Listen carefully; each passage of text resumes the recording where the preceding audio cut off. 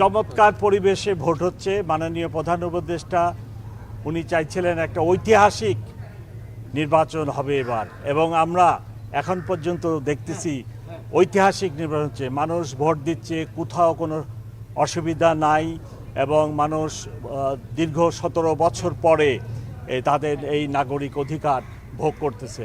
আমি তার সাথে আনন্দিত, এবং এই ভোটে আমিও শরিক হলাম এখানে।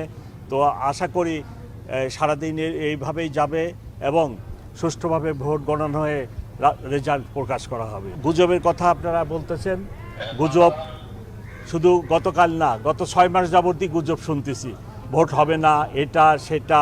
আজকে আপনারা নিজেরা দেখতেছেন চমৎকার ভোট হচ্ছে। মেজর যে প্রতিদ্বন্দ্বী দল, আমি টিভি স্ক্রিনে দেখলাম, তারা উভয়ই বলতেছে যে ফলাফল যাই হোক তারা মেনে নেবেন।